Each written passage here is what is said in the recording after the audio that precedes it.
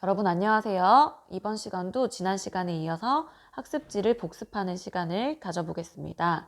이번 시간 학습지는 2양 전 관리가 아니라 2양 후 관리법에 대한 학습지예요. 2양이라는 말이 뭘까요? 우리 학습 제시에서 용어 정리를 하고 넘어갈까요? 먼저 2양은 간단하게 말해서 모내기라는 뜻입니다. 여러분 모내기 잘 알고 있나요? 선생님은 사실 대학교 때 교사가 되기 위해 임용고시를 준비하면서도 모내기가 도대체 뭘까? 이런 생각을 했었어요. 농촌에서 이렇게 벼를 심어보거나 농사를 지어본 경험이 없기 때문에 단어가 너무 생소했는데요. 우리가 이게 벽시잖아요. 이 벽시를 길러서 이렇게 새싹을 틔운 후에 봄밭에 뿌려주는 것을 바로 모내기라고 합니다. 그러니까 모는 다른 말로 하면 뭘 말할까요? 씨를 키워 싹을 틔운 것입니다. 그러니까 모내기는 벽씨를 어느 정도 키워서 싹을 틔운 다음에 밭에 심는 거고 논에 심는 거고, 건답직파, 담수직파는 논에서 벼를 육묘해. 그냥 얘는 모판에서, 모내기는 모판에서 키우는데 얘는 진짜 밭에서 그냥 바로 키우는 거야. 논에서 키우는 거예요. 그런데 건답은 마른 논, 물을 대지 않은 논, 담수직파는 물을 대어놓은 논에 벽씨를 직접 뿌리는 것이다.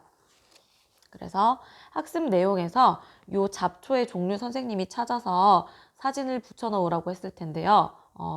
지우가 이렇게 사진을 잘 붙여 넣어 줬어요.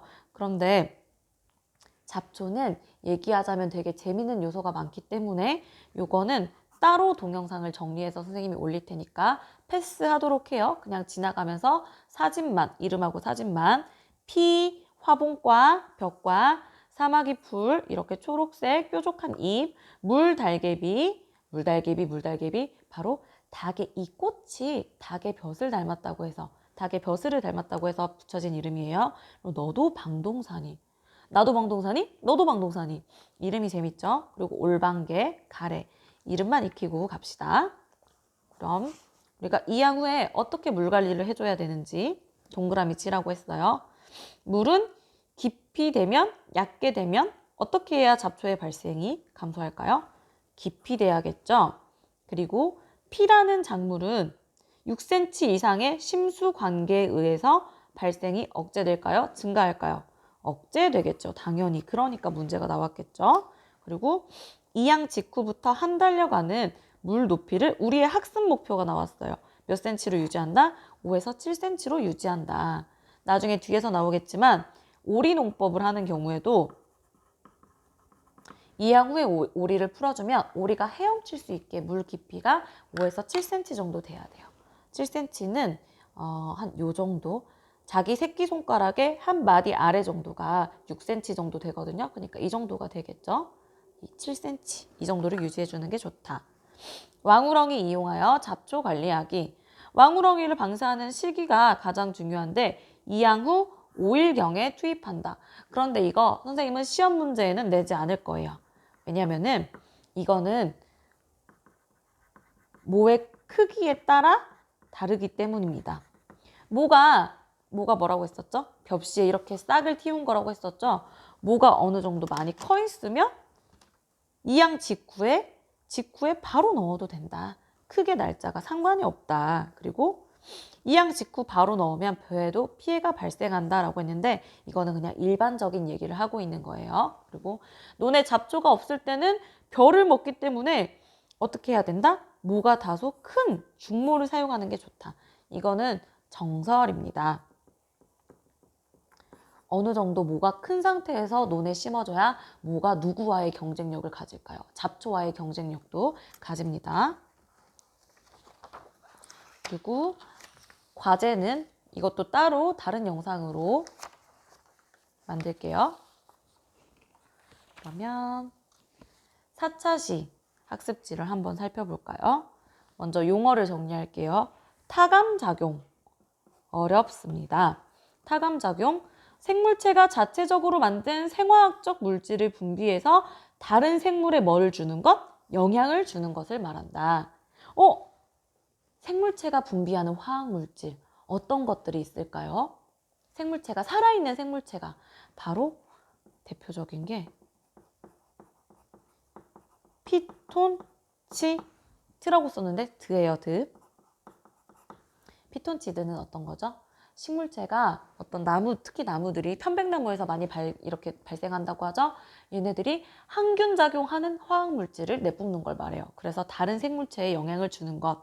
이게 작물과 잡초끼리도 서로 화학 물질로 영향을 주고받기 때문에 이 타감작용이란 단어를 알아야 합니다. 그리고 작부 체계는 하나의 농장에 어떤 작부 양식들을 도입하여 이룬 영농 형태를 말합니다. 다시 그림으로 표현을 하면 우리 실습장은 1년에 어떻게 하죠? 이게 논이라 치면 벼를 하나만 키웁니다. 그런데 우리 논 옆에 땅은 벼를 키우고 벼가 자라고 난 다음에 뭘 심을까요? 보리를 심어요. 이거는 그러면 1모작이라고 하고요. 얘는 2모작이라고 합니다. 그런데 날씨가 따뜻하고 사계절이 우리나라처럼 뚜렷하지 않은 동남아는 벼를 키우는데 어떻게 키울까요? 벼를 1년에 4번 수확을 합니다. 얘는 그러면 3호작이겠죠. 그리고 또 이렇게 하는데 4번 키우는데 벼만 키우는 게 아니라 사료작물들 뭐 순무도 키워주고 알펠퍼도 키우고 그 다음 뭐 보리도 키운다. 물론 이 방법은 뭐 1년 안에 이 작기가 다 가능하다는 얘기도 아니에요. 이런 것도 바로 이런 거는 윤작. 모두 다른 작물로 이렇게 밭을 돌려서 쓰는 것을 윤작이라고 한다. 그래서 작부체계. 그 땅을 어떻게 이용하느냐에 따라서 이렇게 작부체계라고 부른다. 그러면 우리가 이제는 친환경 농자재, 유기농산물, 무농약 농산물을 생산하기 위해서 어떤 농자재들이 있는지 그리고 그 농자재를 사용하는 방법에 대해서 얘기해 볼게요. 첫 번째, 오리농법입니다. 오리농법의 원리는 무엇일까요? 오리를 풀어놓으면 오리가 어떻게 작용을 하길래 바로 오리는 자신의 부리로 잡초를 선택적으로 먹습니다. 그래서 화분과 잡초인 누구는 먹지 않는다? 피. 아무래도 키가 크고 피는 키가 크죠. 그리고 질기죠. 그래서 먹지 않는 것 같아요. 그리고 흙탕물을 일으켜요. 그러면은 논에 있는 그 흙들이 어떻게 될까요? 불불 이렇게 일어나면서 광을 차단해요. 그러면 광합성을 저해하게 되겠죠. 그러면 어떤 종자들이 바로 광발합성, 대부분 광발합성이죠. 잡초 종자들이 싹을 틔우지 못하게 됩니다. 이런 원리인 거예요.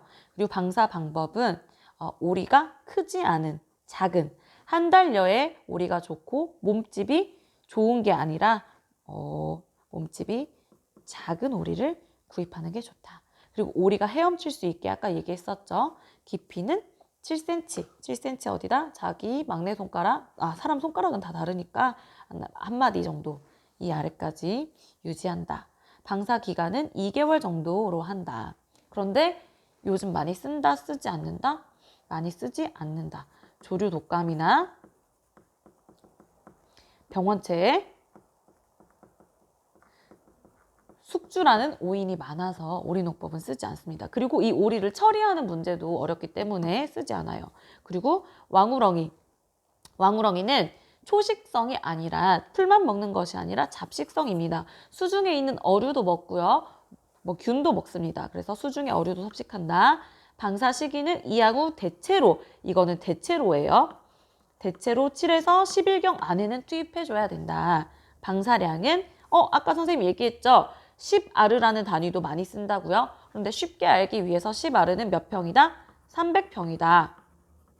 300평당 5, 6kg가 적당하다면 그러면 우리 논이 1800평이라면 얼마를 넣어줘야 될까요? 곱하기 6 해서 30kg 정도가 있어야 되겠죠. 여러분 왕우렁이 관련 기사 스크랩에서 선생님이 키워드로 어떤 키워드를 줬었죠? 생태계 교란이라는 키워드를 줬었죠. 그 키워드 잘 기억하세요. 선생님이 기사 스크랩 해놓은 거에서 다시 얘기해 주겠지만 이 왕우렁이가 우리 토착종이 아니에요. 원래 있던 종이 아니라 남미에서 건너온 외래종이라서 우리나라 원래 있던 생태계와 조금 이렇게 싸움을 합니다. 그런데 얘네가 보통 외래종이 더 강력해요. 그래서 환경부에서 얘네를 생태계 교란 위험 물질 1등급으로 지정을 해놨어요. 이것까지만 기억을 하고 기사 시간에 다시 자세히 얘기할게요. 쌀겨는 바로 이 벼의 껍질층을 얘기합니다. 겉껍질 말고 속껍질, 요 속껍질, 이 쌀겨가 어떻게 잡초를 억제할 수 있을까요? 바로 쌀겨에 함유된 어떤 산 때문일까요? 빈칸이에요, 현우. 바로 아브시스산이라는 식물 호르몬 때문입니다. ABA라고도 하죠. 얘네들의 주 역할은 뭐냐? 휴면을 유도하는 거예요. 그러니까 종자가 발아하지 못하도록 하는 거야. 그러면 쌀겨가 논 바닥에 깔리면 ABA라는 물질에 의해서 잡초가 발아하지 않게 돼요. 그래서 이 방법은 일본에서 많이 쓰입니다. 일본에서 많이 쓰여요. 그리고 쌀겨가 수면으로부터 햇빛을 차단시켜 이도 마찬가지로 광발화성 잡초의 발화를 억제합니다. 양은 얼마를 써주는 게 좋으냐? 마찬가지로 여기도 10아르라는 단위를 썼네요. 10아르당 200kg를 살포한다. 어마어마한 양이죠. 그리고 모낸 후에 다시 한번 100kg. 그러니까 총 2회, 한 번, 두 번 해서 10아르당 얼마 정도? 300kg 정도를 쓴다. 여기까지 해서 학습지 정리를 마치도록 할게요.